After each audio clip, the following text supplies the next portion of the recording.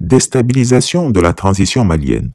Alassane Ouattara s'associe à des bandits pour renverser le gouvernement malien depuis Abidjan. Les opposants maliens sont reçus à Abidjan avec le tapis rouge. Gîtes et couverts leur sont offerts. Le 10 février 2022, une certaine opposition malienne annonçait qu'elle ne reconnaîtrait plus les autorités de la transition à compter du 25 mars 2022. Chris Yapi, via son compte Twitter, se demandait alors où cette opposition prenait ses mots d'ordre.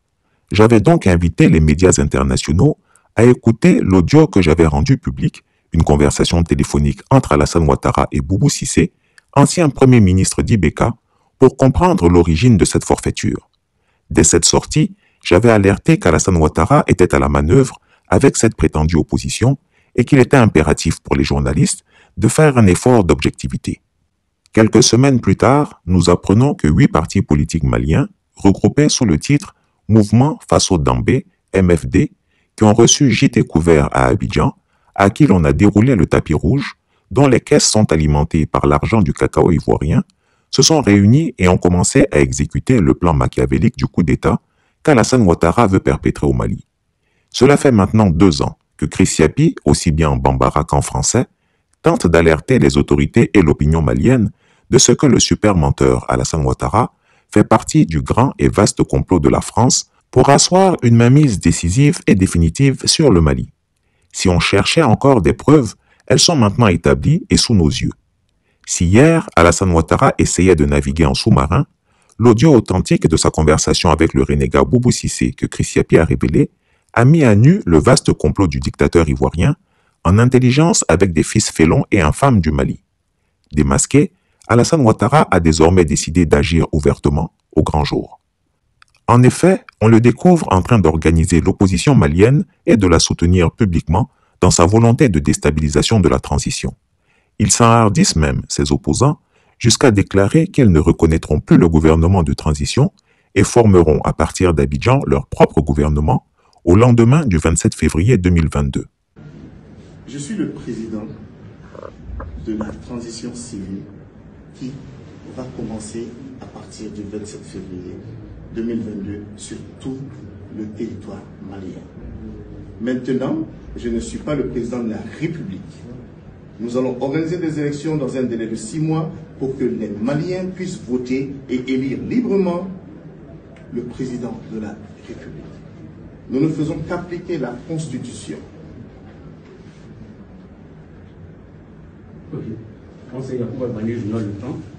Tout à l'heure, vous dites que vous n'avez le soutien de personne, d'aucun pays.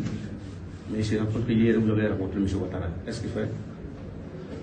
Je vous ai dit que nous n'avons pas le soutien et nous ne demandons ni le soutien et nous n'attendons ni le soutien de quelque pays que ce soit.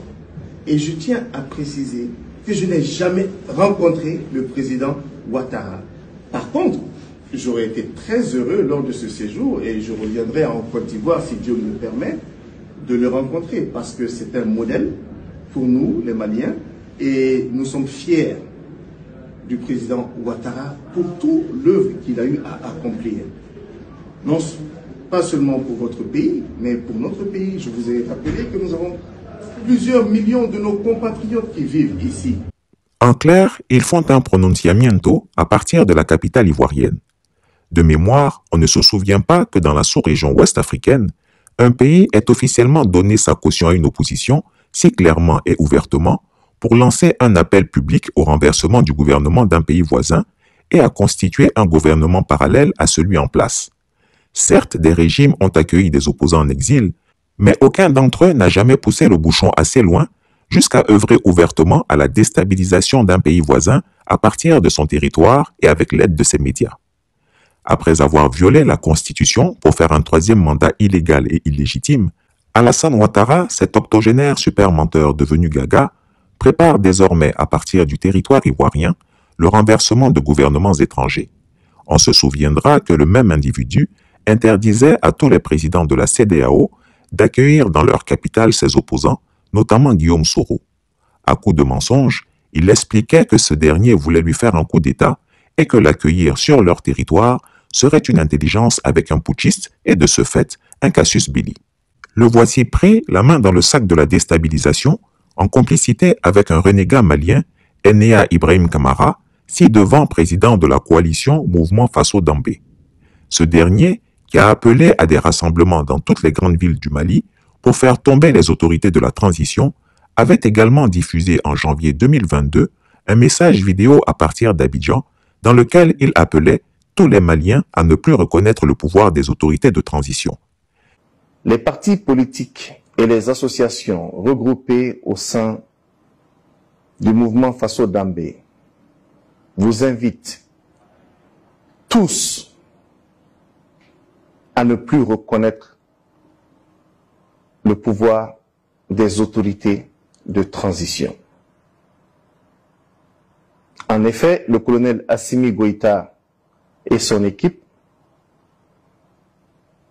ont réalisé l'exploit de faire pire que l'ancien régime d'Ibrahim Boubacar Keïta.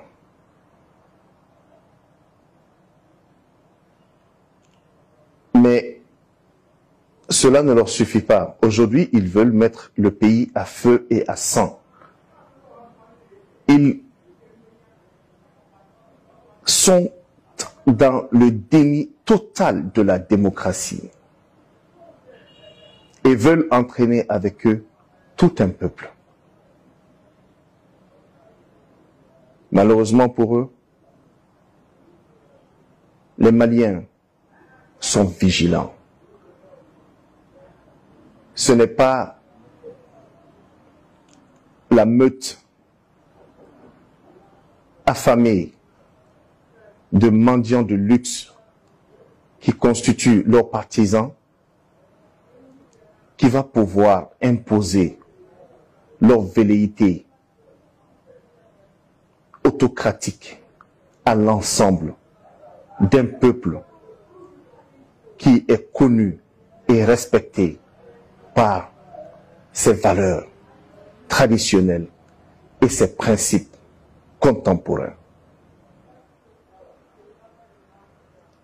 Le problème qui a été créé par Assimi Goïta et les membres de sa junte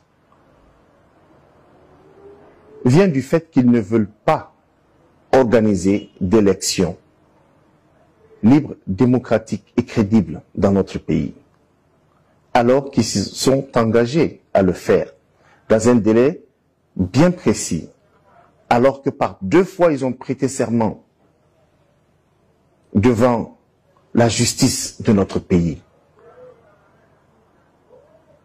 Aujourd'hui, ils décident tout simplement de se dédire et veulent trouver des subterfuges pour mettre en place leur plan machiavélique.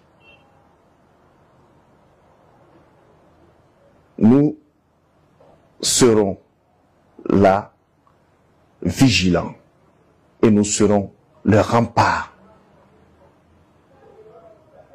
à cette ambition néfaste et nauséabonde pour notre pays.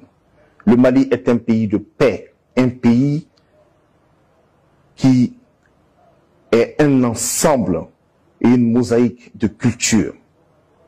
Nous avons toujours eu de très bonnes relations avec nos voisins. Nous avons toujours été dans la posture du sage de l'Afrique. Nous ne laisserons pas une équipe de parvenus, d'assoiffés et surtout d'incompétents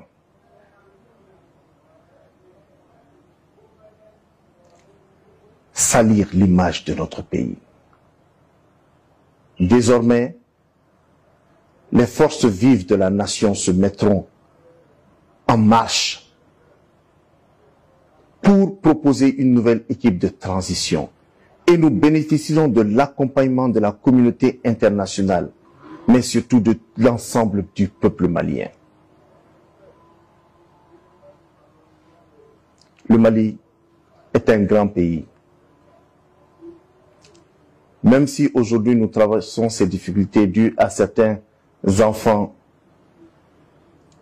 belliqueux de notre patrie, nous saurons nous relever et prouver à la face du monde nos valeurs démocratiques et notre maturité politique. Je vous remercie.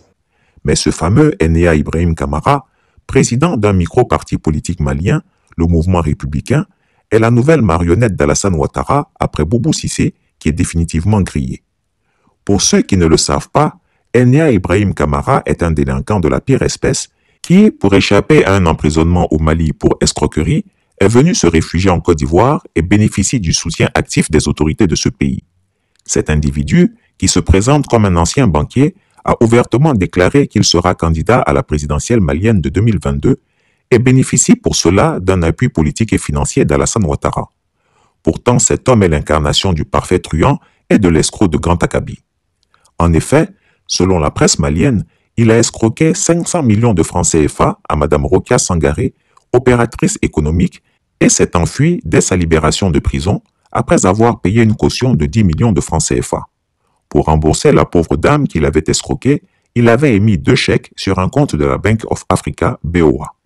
Les 2 chèques, portant respectivement les numéros 46 70 601 d'un montant de 348 250 000 francs CFA et numéro 46 70 603 d'un montant de 136 millions de francs CFA émis au nom de Rokia Sangaré, sont tous revenus impayés faute de provision.